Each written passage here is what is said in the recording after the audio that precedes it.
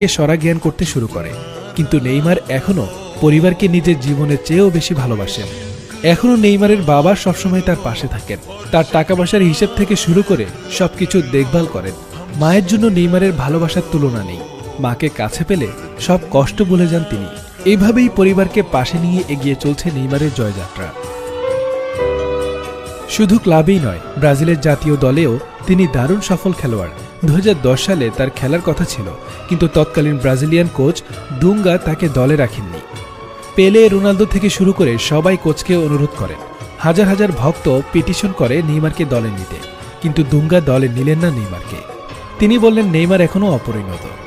সেই অবহেলিত নেইমার এখন পেলে এবং রোনালদোর পরই ব্রাজিলের ইতিহাসে সর্বোচ্চ গোলদাতা। যেভাবে খেলে যাচ্ছেন, 1 নম্বর আসনটিও দখল করে নিতে পারেন ভবিষ্যতে।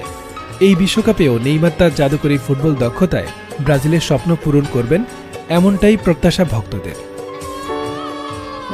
নেইমার সম্পর্কে মজার কিছু তথ্য জানা যাক। ব্রাজিলের ইতিহাসে পেলে, রোনালদো, কাকা, রোনালদিনহো থেকে শুরু করে কিংবদন্তি ফুটবলারের অভাব নেই, কিন্তু নেইমারই একমাত্র ব্রাজিলিয়ান ফুটবলার যিনি বিশ্বজুড়ে প্রসিদ্ধ টাইম ম্যাগাজিনের প্রচ্ছদে স্থান পাওয়ার অনন্য সম্মান অর্জন করেছেন। নেইমার মাত্র 19 বছর বয়সে এক সন্তানের বাবা হন। তিনি বলেন, আমি তো প্রথম ভয় পেয়ে গিয়েছিলাম, এত কম বয়সে এত বড় দায়িত্ব কিভাবে নেব, কিন্তু এখন আমার সন্তানের হাসি মুখেই আমার কাছে সবকিছু। নেইমারের ক্যারিয়ারে অত্যন্ত কাকতালীয় একটি ব্যাপার আছে।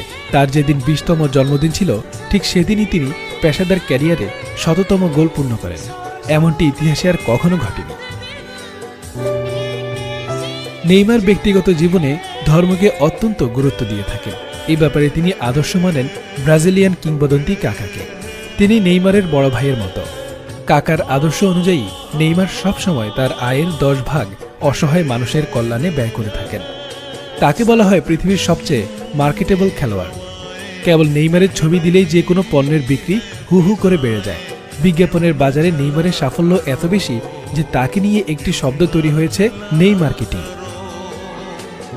নেইমার ভীষণ মাতৃভক্ত। মায়ের জন্য সবকিছু ছাড়তে পারেন তিনি। পরিবারের প্রতি ভালোবাসার জন্য তিনি সবার কাছে প্রশংসিত। শেষ করছি নেইমারের একটি উক্তি দিয়ে, if you are not hated, you are doing it রং।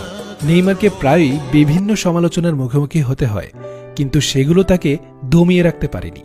খেলার ফলাফল দেখলে বোঝা যায় কে সফল আর কে ব্যর্থ। তাই নেইমার বলেন, সাফল্য পেতে চাইলে সমালোচনাকে ভয় করলে চলবে না। তোমার কাজ বিজয় ছিনিয়ে আনা। কে কি বলল সেটা শোনার কোনো মানে হয় না। দিনের শেষে স্কোরবোর্ডেই বলবে কে আসল বিজয়ী।